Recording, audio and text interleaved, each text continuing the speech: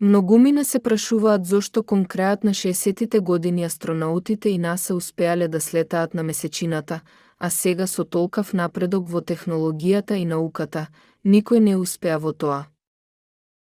Големиот план на НАСА е да ги врати луѓето на месечината.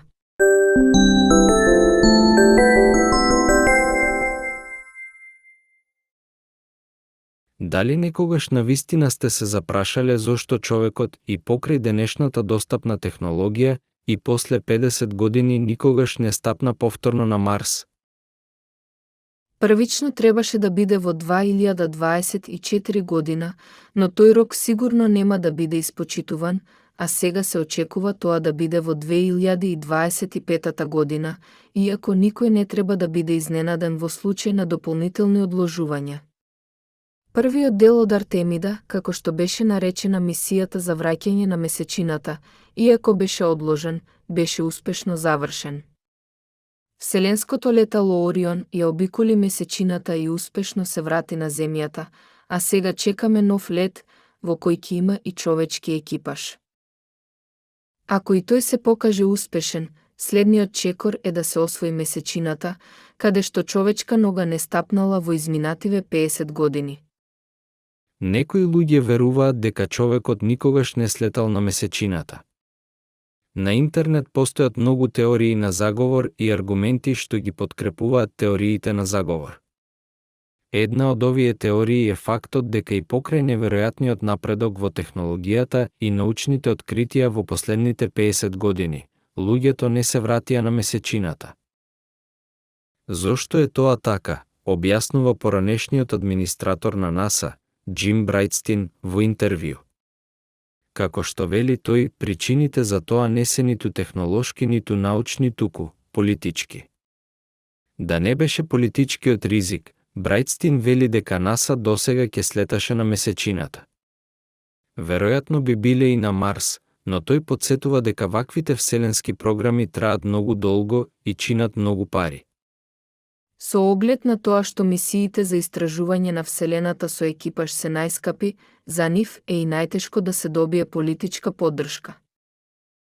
Исто така, проблемот е што кога има промена на позицијата на првиот човек на САД, како и на администрацијата, тие не мора да го поддржат буџетот на претходната влада, кој е потребен за исполнување на претходно зацртаните планови. Например, во 2004 година председателот Буш ја задолжи НАСА да развие вселенско летало кое ќе го замени Space Shuttle и ќе ги врати луѓето на месечината. Тогашната програма наречена Consecration чинела 9 милиарди долари и траела 5 години, а во текот на тие 5 години инженерите развиле и тестирале хардвер, но кога Обама стана председател, НАСА ја напушти таа програма и се насочи кон ракетата СЛС, со која беше лансиран Орион. По Обама дојде Трамп, кој исто така смени дел од приоритетите на НАСА, а приоритет му беше да се врати на месечината, но и да го освои Марс. Таквите чести промени на вакви скапи проекти на крајот ја чинеа НАСА дури 20 милиарди долари, како и многу потрошено време и труд на експерти. Бајден, се чини, е исклучок во оваа ситуација, бидејќи не ја промени програмата на Трамп, Артемис, и ги задржа вселенските сили. Што се однесува до финансиите, претходно многу повеќе се инвестираше во НАСА. Уделот на НАСА во федералниот буџет од 1965 година изнесувал дури 4%, додека во последните години тој буџет е околу 0,4%. Програмата Аполо тогаш чинела 142 милиарди долари. Во 2005 година НАСА предвиде дека трошоците за враќање на месечината ќе бидат 104 милиарди долари, односно денес тоа се 162 милиарди долари.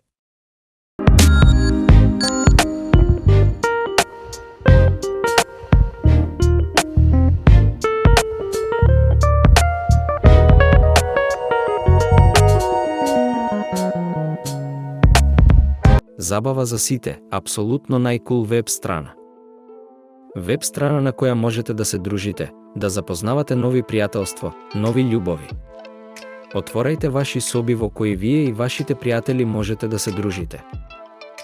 Посетете ненаследниот линк и бидете дел од нашето големо семејство.